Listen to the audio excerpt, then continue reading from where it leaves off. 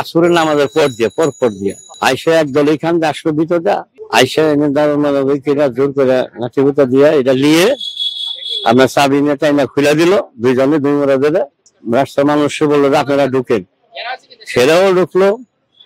যারা খুব চড়া হয়ে গেল। আর একদল 5 মিনিট পরে মোটরসাইকেল নিয়ে আইসা আইয়া ধ্বংসাত্ম চালাইলো। আবার রুমের জিনিস এক এক করে সবাই নেওয়া শুরু করলো। কেউ কম্পিউটার নাই, কেউ টিভি নাই, কেউ কাপ নাই, এভাবে দুইটা যা চালমুড়ি নাই নিয়ে গেল। এই অবস্থায় আমরা দাঁড়িয়েছিলাম, আমি ওখানে গিয়ে দাঁড়িয়েছিলাম। এখানে কেউ ছিল না আমাদের, আর থাকবো কে, মানে পিঠা বলে রেখে দিচ্ছে। এই জন্য আর থাকিনি। ছাত্ররা তো দেখলে চিনা যায়, তাদের একটা লেবাজ আছে। এগুলি ছাত্র না, ছাত্ররা না, এখানে স্টুডেন্ট, কলেজ, ইউনিভার্সিটির ছাত্র না, বোঝা গেল না। তাদের দেখলাম বুঝি। এখন যে কাণ্ডটা হইলো, এটা বয়স বিভিন্ন ধরনের, এরকম বয়স আছে, আপনার কমও আছে।